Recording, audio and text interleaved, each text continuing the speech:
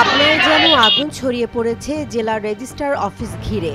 ঘুষ, দুর্নীতি আর নারী কেলেঙ্কারির অভিযোগে অভিযুক্ত জেলা রেজিস্ট্রার দীপক কুমার সরকারকে অপসারণের দাবিতে উত্তপ্ত হয়ে উঠেছে পুরো এলাকা। আমরা এই টাকা না দিই তাহলে উনি দলিল বাতিল করে দিবে। মঙ্গলবার দুপুরে পাবনা জেলা রেজিস্ট্রার অফিসের সামনে ঘণ্টাব্যাপী মানববন্ধনে অংশ নেয় স্থানীয় নারী পুরুষ। তাদের অভিযোগ, জমির রেজিস্ট্রেশন করতে গেলেই ঘুষ আর অনৈতিক প্রস্তাব। তারপরে 10 দিন ঘোরার পরে যখন আসবো তখন দেখবো সে আমাদের থেকে ঘুষ চাইবে। ভুক্তভোগী এক নারী বলেন, আমি সাধারণ মানুষ, জমি রেজিস্ট্রি করতে গিয়ে এমন লজ্জাজনক প্রস্তাব পাবো কল্পনাও করিনি। উনি বলে যে কালকে আসো, কালকে আসলাম, তারপরে দেখি যে ওনার অ্যাসিস্ট্যান্ট বলে যে আজকে তো ছাড় এখানে নেই, আজকে দেখা করা যাবে না, অমুক দিন আসো। এরকম করে 5 দিন ঘোরার পরে একদিন পেয়েছি। তারপরে আমার দিকে অন্যভাবে তাকায়, বলে যে তোমার টাকা পয়সার কিছু প্রয়োজন নাই, তুমি আমার সাথে ফোনে কথা বলো, তারপরে তোমার সব ব্যবস্থাটা আমি করে দিচ্ছি। কেন এইভাবে তারা হ্যারাসমেন্ট করবে? আরেকজন বললেন, দুর্নীতির পাহাড় জমেছে এখানে, রেজিস্ট্রার স্যার না যেন ঘুষের রাজ্য।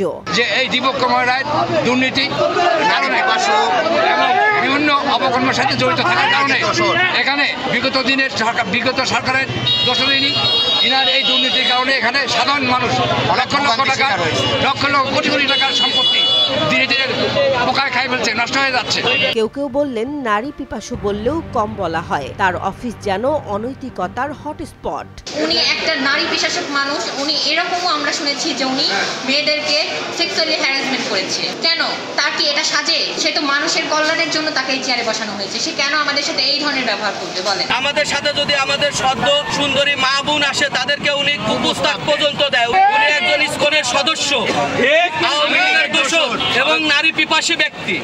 যারা অসহায় মানুষ আসে তারা তার কাছে আসলে তারা কাজকর্ম ফেলা রেখে আসে, কিন্তু তার কাছে কোনো সহযোগিতা পায় না, কাগজপাতি জিম্মি করে রাখে। অনেকের থেকে চাঁদাবাজি এরকম প্রমাণও যদি চান আমরা প্রমাণ দিতে পারবো। অনেকে এখানে মাসে একদিন অফিস করে। মানববন্ধন কর্মসূচি পালনের পর বিক্ষুব্ধ জনতা হেঁটে যায় ডিসি অফিসের দিকে এবং অতিরিক্ত জেলা প্রশাসক মোহাম্মদ জাহাঙ্গীর আলমের হাতে স্মারকলিপি তুলে দেন তারা। তো সে যদি ভালোভাবে আমাদের সেবা দিত তাহলে বুঝতে পারতাম যে এটা একটা স্বাধীন বাংলাদেশে পরিণত হয়েছে। আর অভিযোগ উড়িয়ে দিয়ে জেলা রেজিস্ট্রার দীপক কুমার সরকার বললেন, আমার বিরুদ্ধে ওঠা সব অভিযোগ মিথ্যা ও ভিত্তিহীন। এটা আমার ব্যক্তিগত ও পেশাগত সম্মান ক্ষুণ্ণ করার ষড়যন্ত্র।